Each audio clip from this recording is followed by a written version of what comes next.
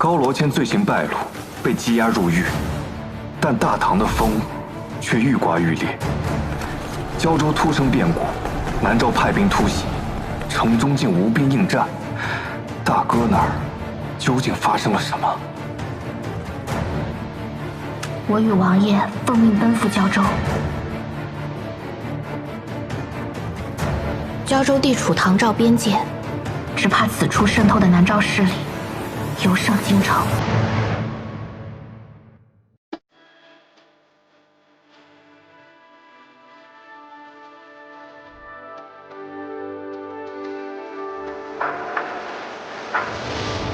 路一段会告别的离场。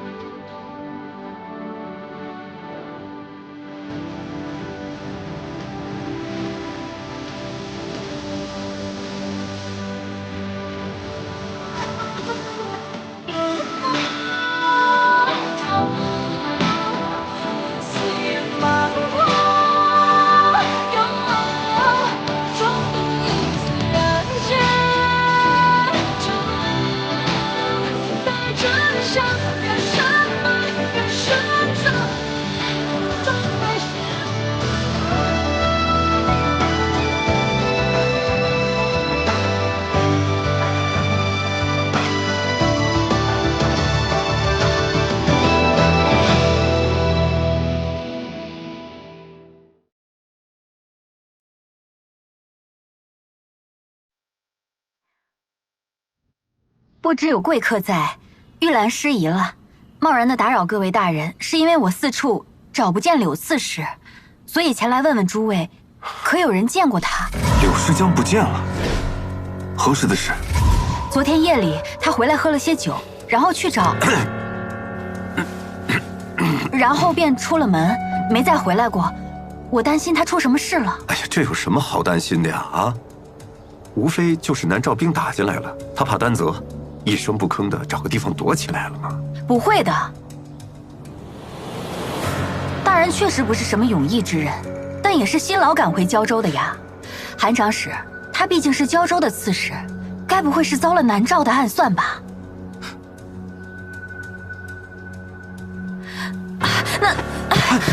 夫人当心！哎呀，夫人没事的，这里是胶州，他又是刺史，能出什么事啊？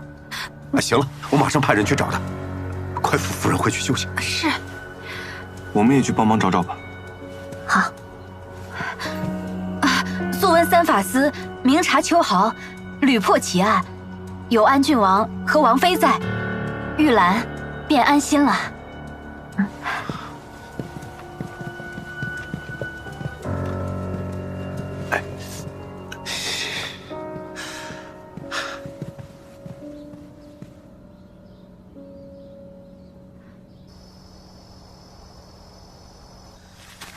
锦瑜，咱们为什么要单独找，不跟着韩季？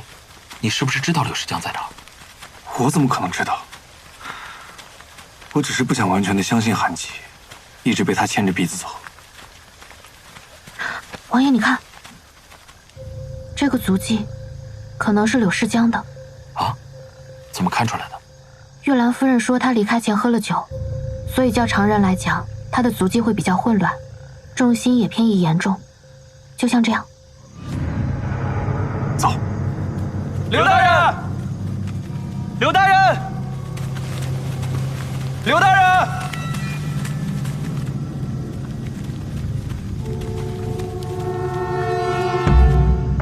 王爷，那边有情况。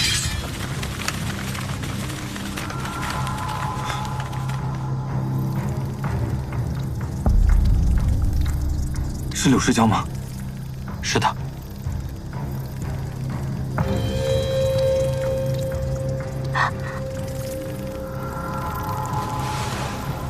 是虫子拼成的字。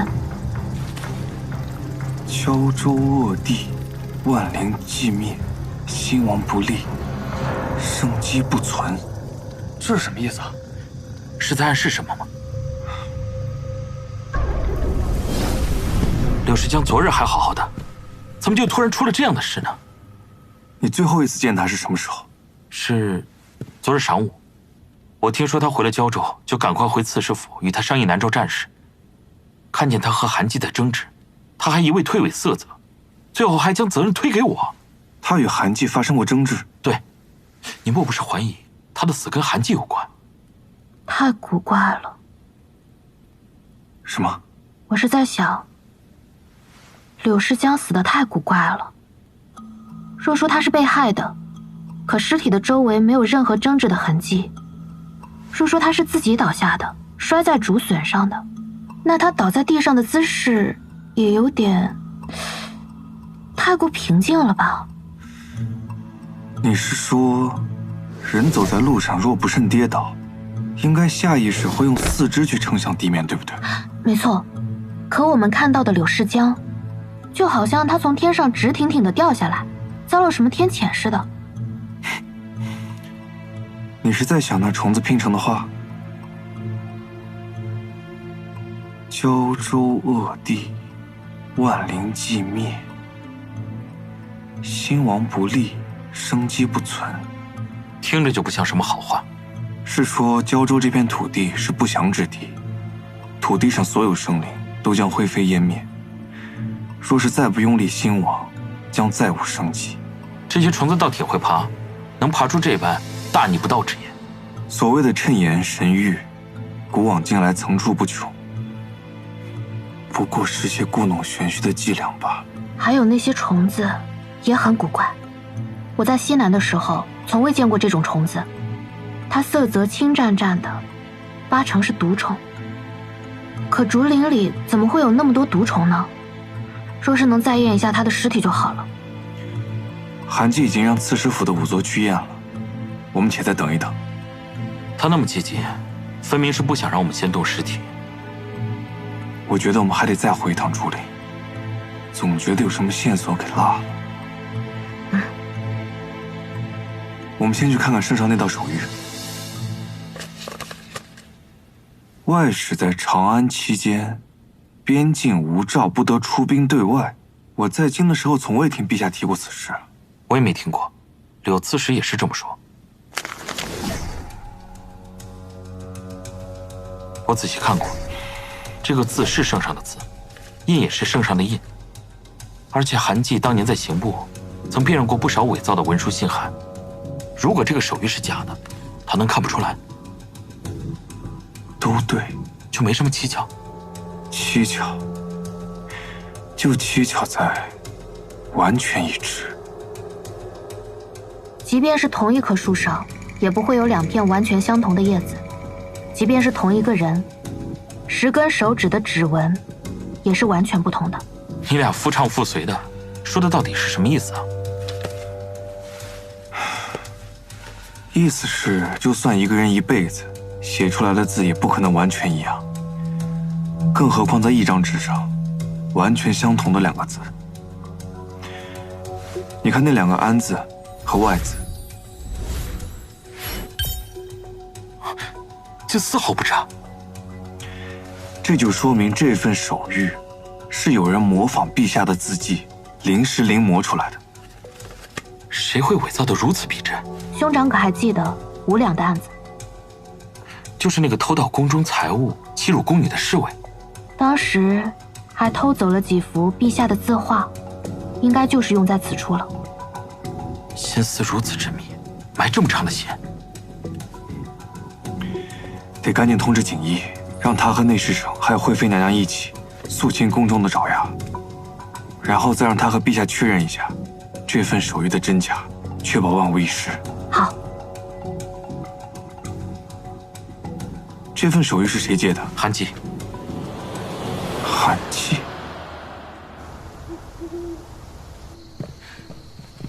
你可算回来了，我都担心死你了。咦，这什么味儿啊，臭死了！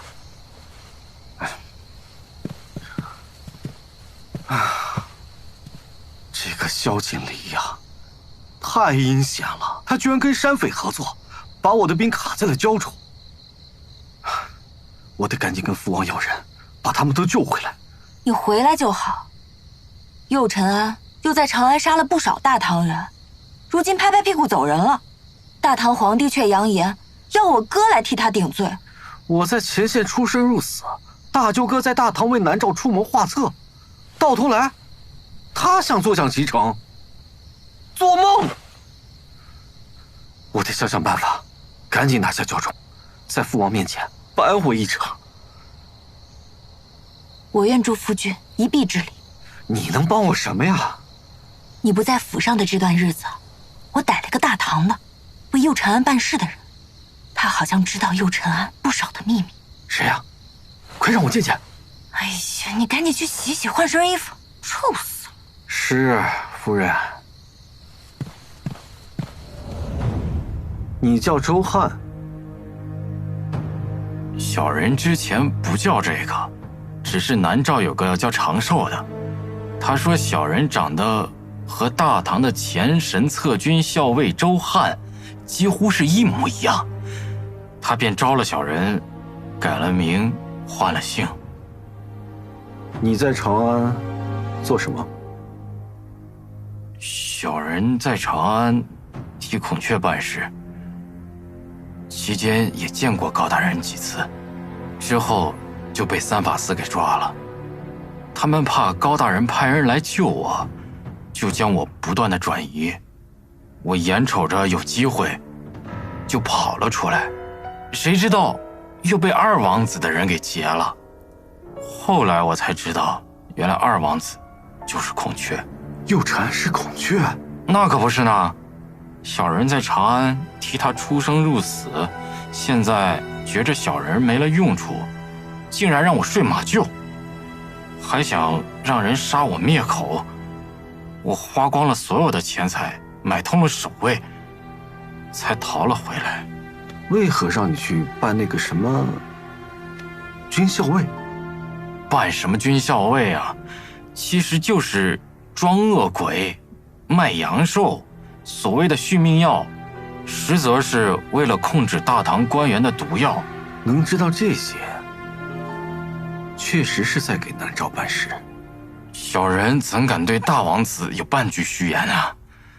你也辛苦了，先好好休息，咱们日后慢慢聊。谢大王子。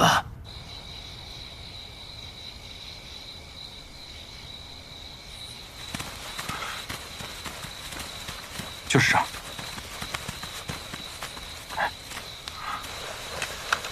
虫子陈岩都不见了。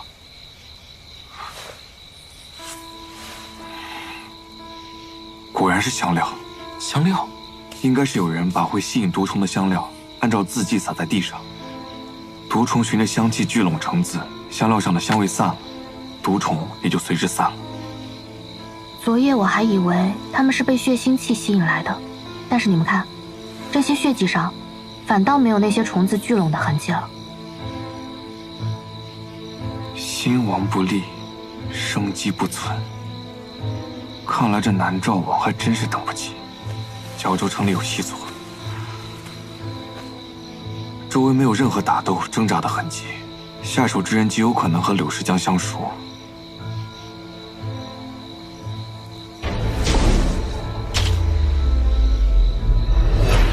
昨日的竹笋，怎么一夜之间长高那么多？哦，这个时节，西南的竹子就是窜得快，比长安宅子里种的可强劲多了。一夜之间，王爷，王爷，仵作验完尸体了，走去看看。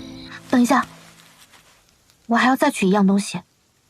夫君，我的夫君，夫人，夫人，现在不能进去。夫人，夫人，您先回去吧。您先回去吧，夫人。韩将士，夫人，您先回去吧。韩将士出来见见我。您不能进去啊。韩将士，你出来见见我。夫人，回去吧。夫人，谭大人，请您先回去休息，但此事尚未查明，夫人切莫发丧，歪写消息。韩将士，您先回去吧。行了，七零八碎的不用讲了，简要紧的说。是，检验发现死者是被竹笋刺破身体，多处脏器破损，失血过多而亡。口鼻内有大量酒气，推测死者死前曾大量饮酒。你看，这便是了吧？柳氏江许久未归家，所以呢，玉兰夫人摆下家宴，给他接风。柳氏江一时高兴，喝多了酒，想找一个竹林解解酒吧，迷失了方向，力竭而亡，摔死在了竹笋上。韩长史怎么推理得如此清楚？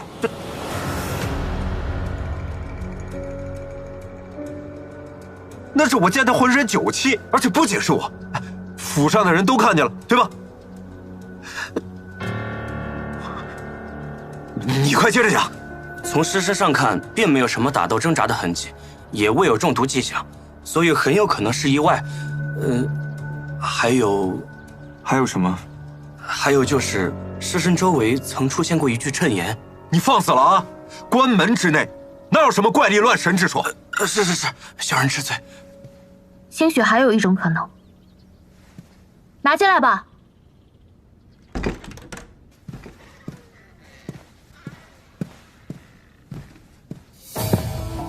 这是我从案发处刚刚挖出来的。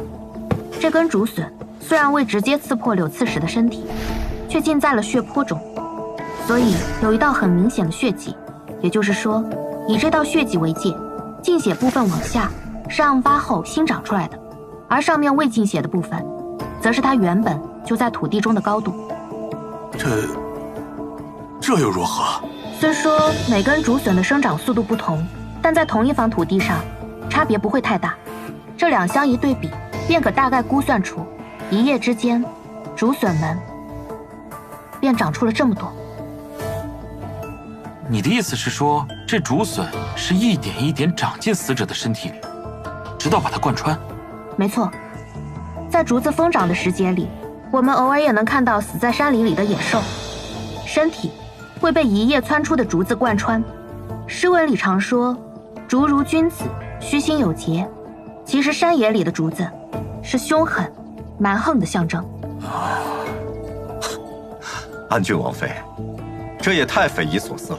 这都是你自己的推测吧？想要验证这些推测是否属实，很简单，只要再检验一下伤口，以及脏腑被刺破时伤口边缘的状况，稍加对比便可证明，这些伤口到底是一瞬间被同时贯穿造成的，还是随着竹笋生长缓缓刺破的。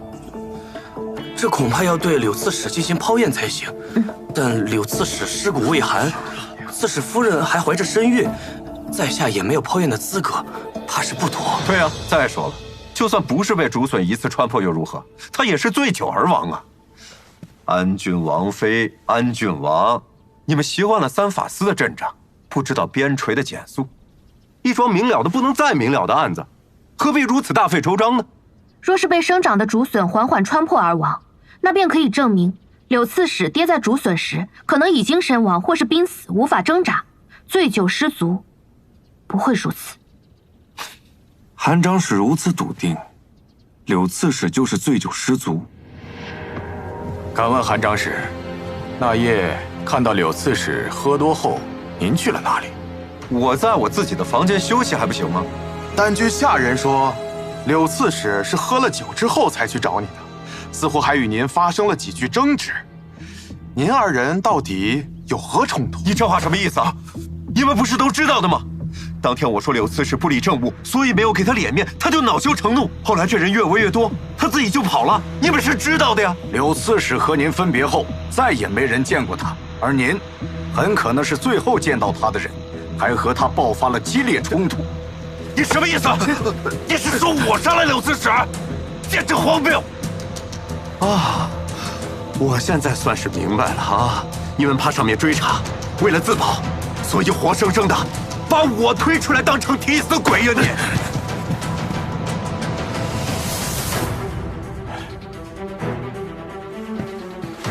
安郡王，柳刺史突遭横祸而亡，死因存疑。您既为御史，有权代掌胶州刺史之务，平息南诏之乱，调查刺史遇害真相，消除谶言引起的危机。请安郡王代掌刺史。主持大局。南诏对胶州虎视眈眈，柳刺史在此紧要关头死得蹊跷，引出暗指南诏的谶言，绝非小案。我身为御史，领皇命前来，该当此重任，解胶州的困局。谢安郡王。还有劳韩长史，暂时回避柳刺史的案子，不得擅自离开刺史府，配合调查。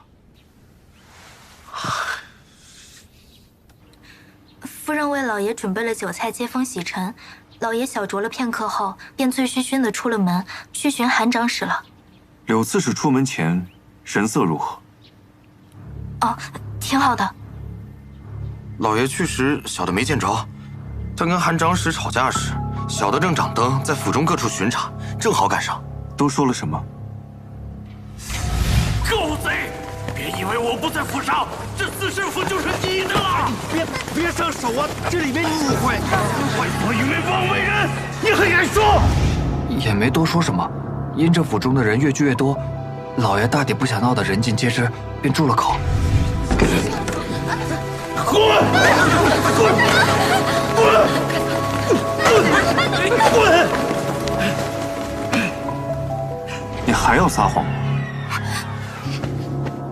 柳刺史把夫人视作心头肉，想必也是待你不薄吧？起来说话。你放心，我们只是想还柳刺史一个公道，你只需要把知道的告诉我们。若是夫人知道我多嘴，定会责骂于我。本王向你保证，今天出了这个门，不会有其他人知道你向我们说了什么。起初，老爷见到夫人很是开心，后来不知道两人在屋内说了些什么，就听见老爷大声质问夫人为何不早告诉他，还骂了句畜生。然后老爷便怒气冲冲地摔门而去，直奔韩长史房间。夫人担心老爷，便让我跟了出去。柳刺史对夫人这么好，他怀着身孕还发了这么大的脾气，一定是什么始料未及的事，才让他都顾不得孩子了。韩季不会是因为官职大小，便向对方低头的人。他如此心虚，绝非是因为政务相争。柳氏江见围观者众多就住了口，肯定是不想将隐秘宣之于众。能让柳氏江愤怒至此，又强忍不发，令玉兰夫人不敢公开，又让韩季畏手畏脚的，一定是什么难以启齿的事情。哎，我听说，玉兰夫人这一胎是柳刺史离开之后才整出的。那柳氏江和韩季的矛盾也就有了合理性。看来这玉兰夫人和韩季有特殊的关系。只是事关玉兰夫人和王者的名誉，咱们还得有明确的证据才行。真要剖验呐？可有过剖验经验的仵作，恐怕要到临近州府去请了。公函一去一回，少说也要3、5日啊！如今天气湿热，尸身怕是要腐坏呀！哎呀，安郡王妃有剖验经验，她是御赐仵作。至于文书，三法司事后自会奉上。这无论如何也要先问问夫人的意见才好啊！哎呀，不可不可！夫人身子不便，已伤痛欲绝，再提此事，不妥不妥。和柳刺史一案关系重大，还牵扯到韩长史，不能不速断呀。胶州之急迫在眉睫，事后若要追究，本王一律承担。柳刺史腹腔有多处贯穿伤，看出血情况，应该有多处脏腑破裂，不能再耽搁了。待剖院后，我会尽力把尸体恢复如初，请各位信我。悉听安郡王妃安排。多亏王妃及时发现竹笋上的蹊跷，不然小人怕是要犯下大错了。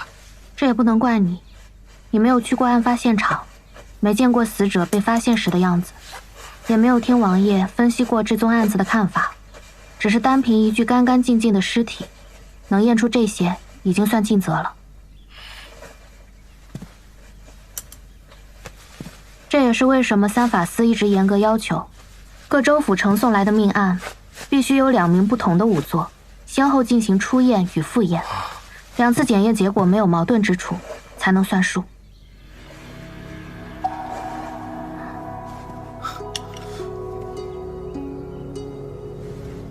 怎么会有杂物？小人牢记检验条例，验尸前已将屋内彻底打扫了一番，以免产生干扰。可这应当不是你的疏漏。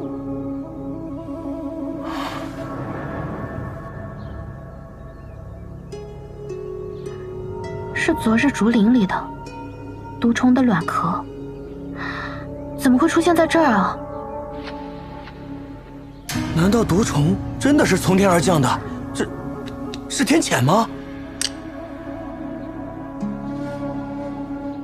我们在柳诗江的体内发现了许多毒虫的卵壳，还有一些尚未孵化的毒虫，在他身体里。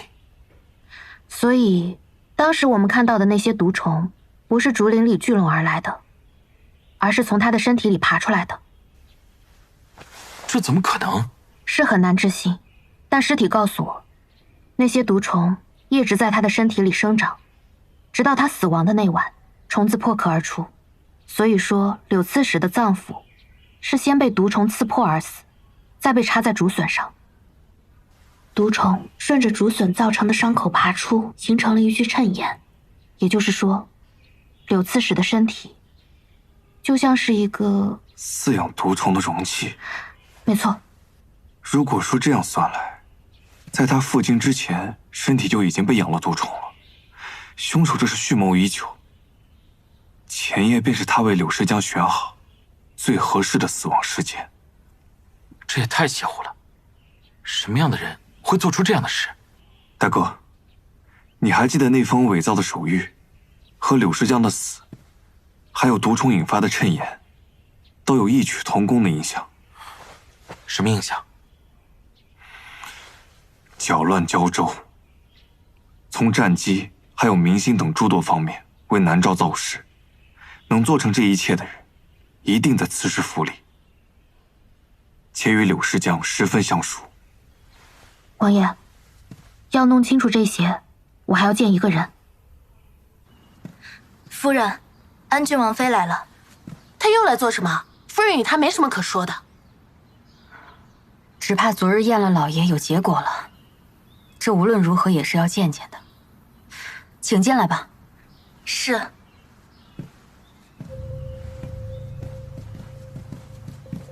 王妃，请。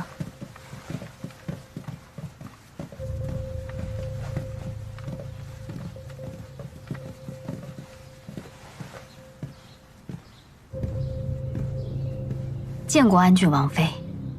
夫人不必多礼，我今日来是想着近日借宿刺史府，多劳夫人费心照顾，特来道谢的。王妃不必客气，只盼早日查清案件，也好告慰老爷在天之灵。我特别理解您此刻的心情，不得已剖验柳刺史的尸体，实在是抱歉。思来想去，我跟王爷特意去玉器行，选了一对簪花子母镯，想要赠与您和腹中的宝宝，愿您母子安康，此生顺遂。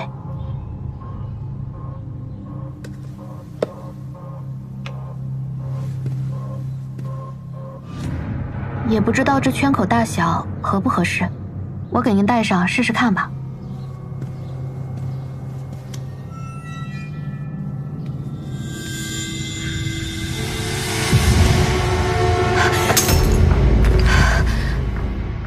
谢谢王妃好意，只是今日心绪不佳，无法招待王妃，还请先回吧。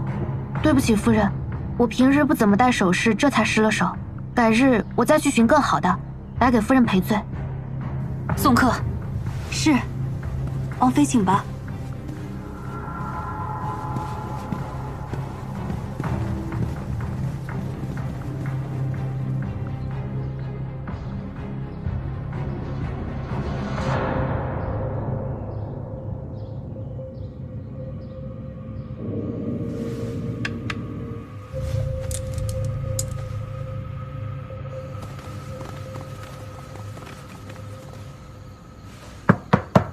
什么人？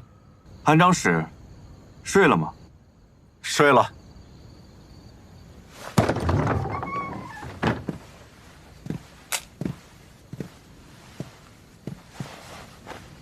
安郡王在三法司待了这么多年，越发变得专横跋扈了。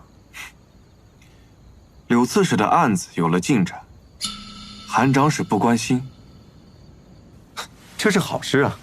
你们去抓罪犯就好了，何必告知于我？还是说，你们找不到真凶，又怀疑到我身上了？韩长史别急，柳刺史的身体已经把凶手告诉我们了。那夜，凶手趁柳刺史喝多了酒，把他引去了竹林，趁他醉得不省人事的时候，将他俯面朝下，手脚张开，捆绑在了周围的竹子上。那时，柳刺史的脏腑已经被体内的毒虫咬破了。其实人已经没了声息，所以毫无挣扎的痕迹，便能如凶手所愿，手脚呈大张的模样，死于竹笋的刺穿。以竹笋的长势来估算时辰，一夜之间足够刺穿他的身体。且在凶手的摆放下，竹笋造成的伤口刚巧盖过了虫子噬咬的伤口，所以最初刺史府的仵作在检验时并未察觉异常。而在一夜之间，凶手有足够的时间收走了绳索，抹除人为的痕迹。凶手之所以用这么麻烦的方式去杀人，也是为了能让那些毒虫引出那些骇人听闻的谶言。我早就听说安郡王妃喜欢听传奇故事，没想到这讲起故事来也这么与众不同，把这毒虫放到别人的身体里，太高抬我韩某了吧？楚楚说的不是你，那是谁？想要将毒虫在适宜的地方释放，形成那句谶言，需要精准地控制柳刺史回到胶州，催发幼熟毒虫的时间。谁最了解柳刺史的时间？或者说，谁能控制他的行程？你是说，是传书急催柳刺史回胶州，为他准备了生前最后一道饭菜的。荒谬！还有更荒谬的，无诏不能用兵的手谕是假的。你说什么？假的？圣上也对此前右龙胜的突袭心有疑窦，觉得以胶州的兵力为何守而不出，担心胶州这边山高地远，有人生了异心，便派我前来。那道手谕我也检查过，确实伪造无疑。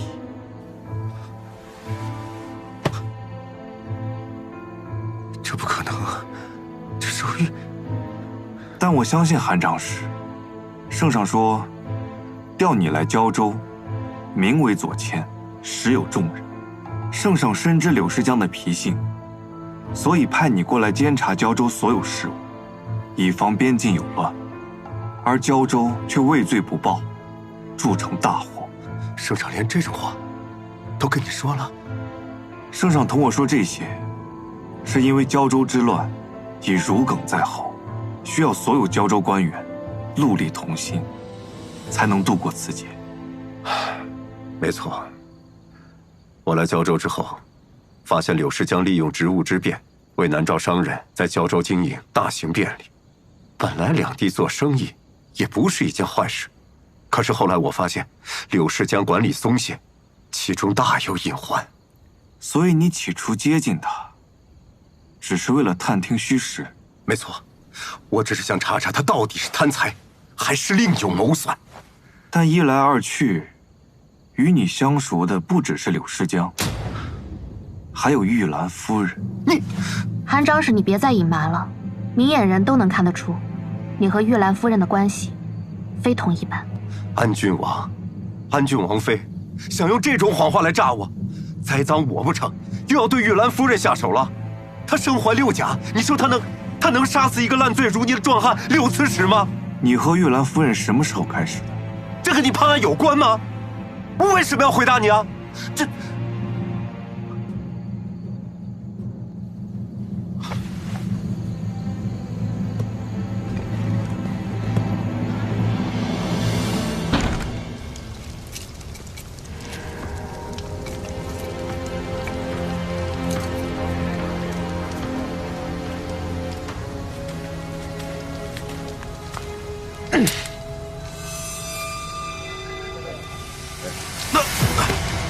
有点疼。我的肚子，我的肚子要破了！疼啊！怎么了？救我！怎么了？这是什么呀？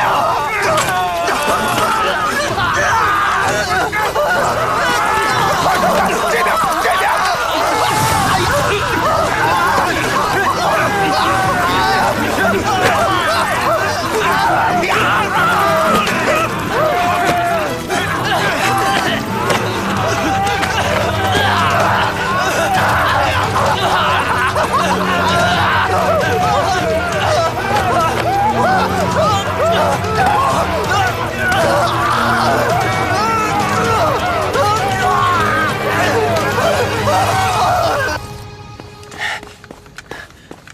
王爷，进来。王爷，南诏军驻地出事了，不知怎的，忽然都死了。盯好玉兰夫人。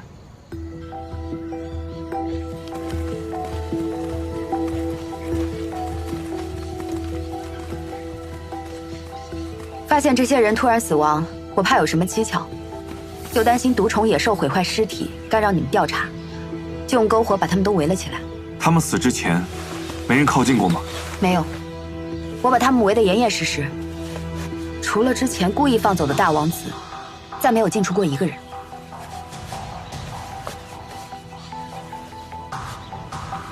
还好你当时架了篝火。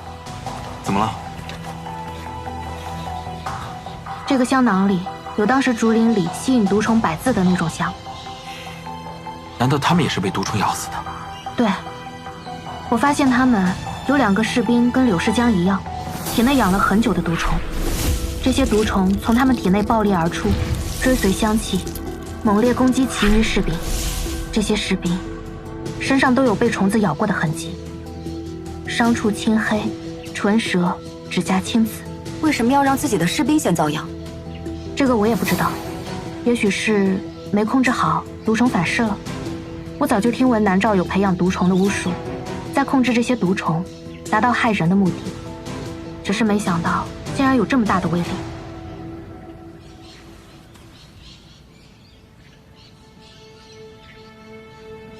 野心、权力，就那么重要吗？这些都是一条条人命啊！古来战争，权力倾轧，胜利者脚下，永远都是士兵和百姓的累累白骨。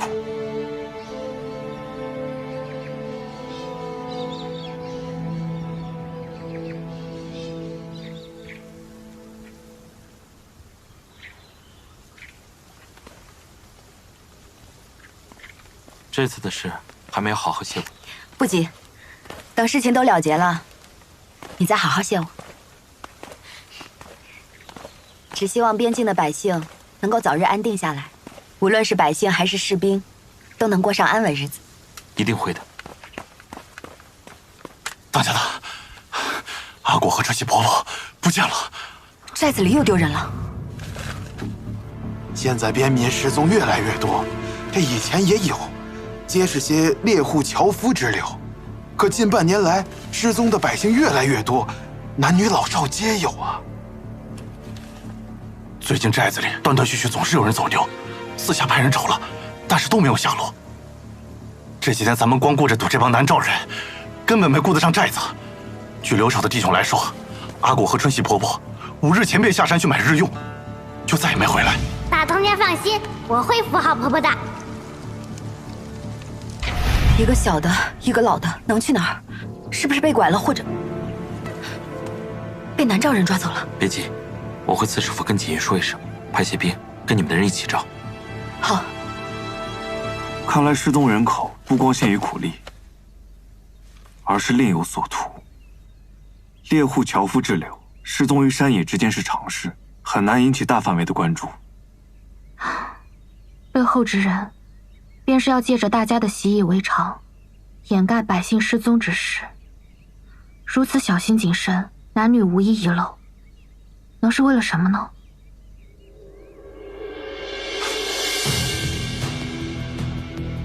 将毒虫放入人体长久滋养，并非易事，必须得经过千百次的尝试。这些失踪的人，很有可能都被他们用来做活体实验了。